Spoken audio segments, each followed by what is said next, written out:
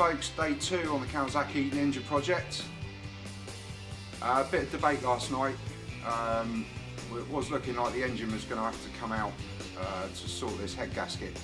Having read through Kawasaki's workshop manual, it looks like we can do it with the bike in situ, so it's going to make the job a little bit easier, hopefully. Might be a bit more awkward to get to some parts, but we're going to give it a go with the engine in the frame as the manual dictates.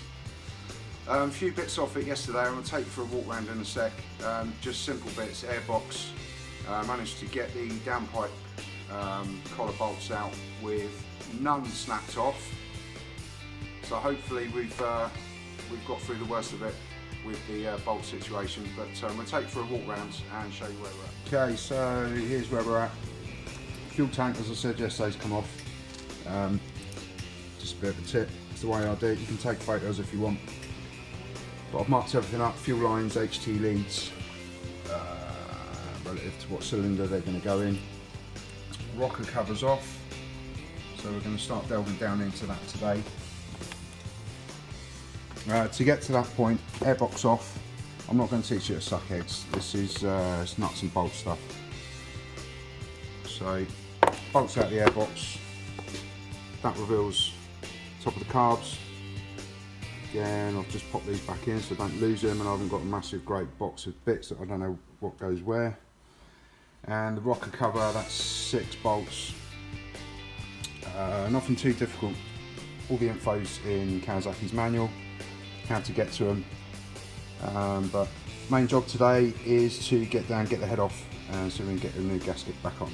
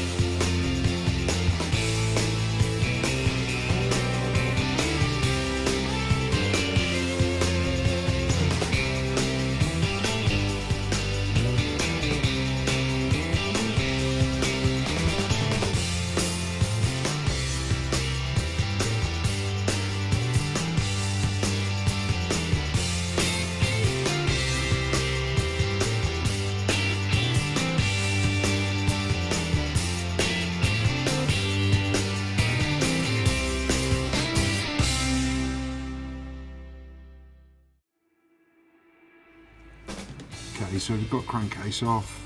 This is 19mm nut. You want to turn the engine over and bring these marks. Hopefully you can see that. With a T, top dead centre for cylinders 1 and 4, and line that up with the joint on the crankcase, just to the left of it.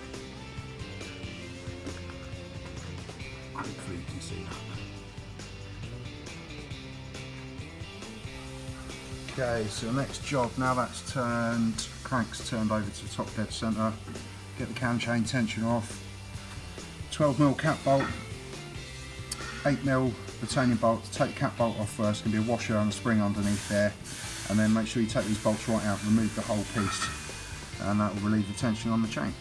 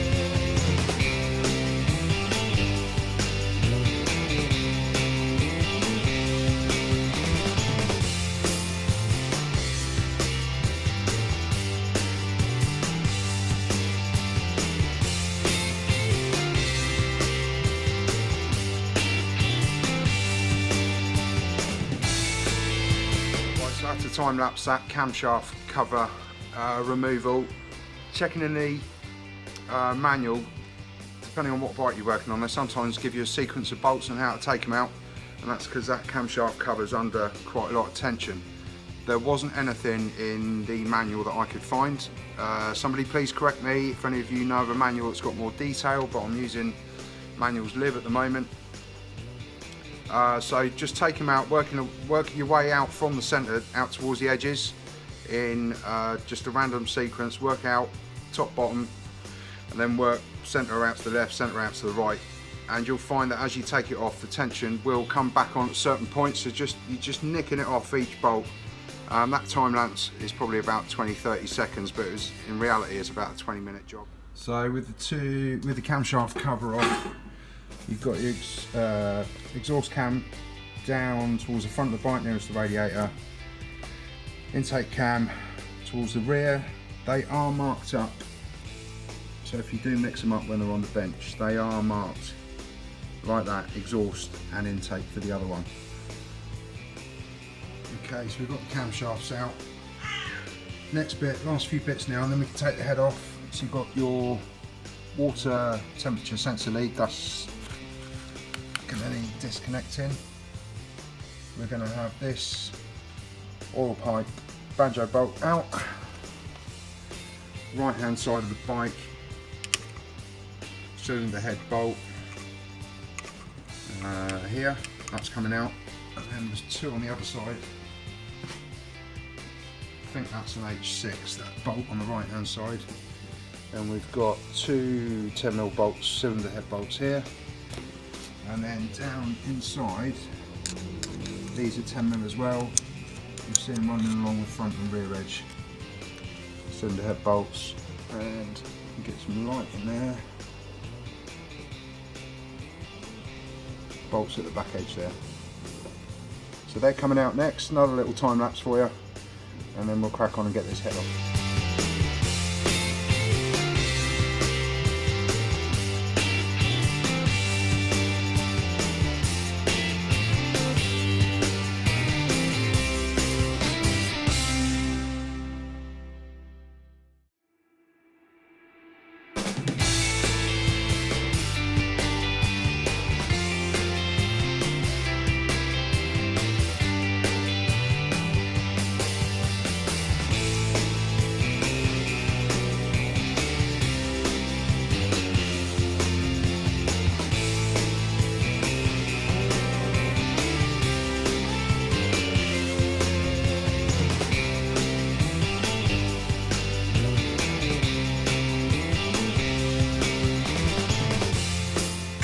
Hi guys, this is Storm Motorcycles. I'm about to lift the cylinder block. Bear with me, this is a bit heavy. Come on man, get the rubber mallet, let's get this off. Rubber mallet's down there, boy.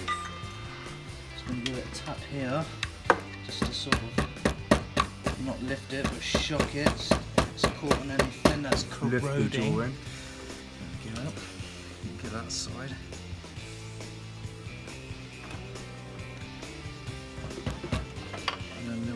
Tappy tap. Oh yeah. Ooh. That side needs lifting a little bit while I lift this way. Yeah. To me. To you. To me. Ooh. Oh, something's leaking. It's coolant. Oh shit. There's a whole lot of coolant. Oh beep. You're not like, yeah, you've got sensors.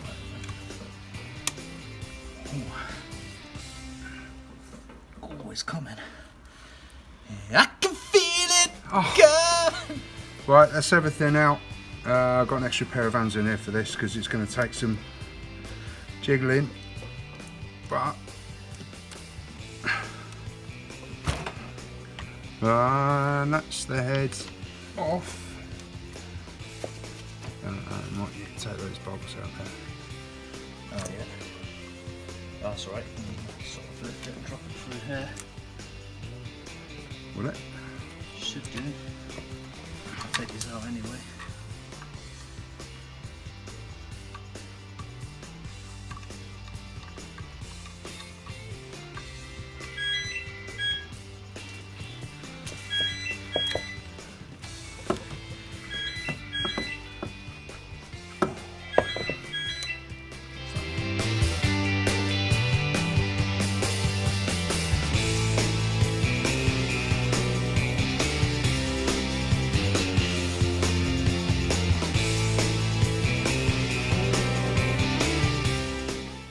Well, that's another full day in the workshop.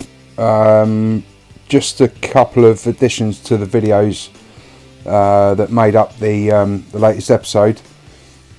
The head eventually came out to the right of the bike, so with a bit of jiggling and moving some pipes and hoses out of the way, we got that out to the right of the bike as you sit on it. Little shout out to Martin, who's bought the bike and kindly allowed us to video while we're working on the project. Shout out to Kevin Lewis, who's down at Motorcycle Repair Torbay. So if you're down in south of England, down on the south coast, look him up if you've got any work needs doing. And to Chris, who's kept me amused all day. He was the extra pair of hands while we were getting the head out, and he's kindly blown compressed air down the crack of my pants today and amused you lot with his rendition of In the Air Tonight. And we'll catch you all soon. Goes without saying, not an expert, so if you've got questions, comments, please subscribe, like and share and get in touch, and we'll see you soon with episode 3.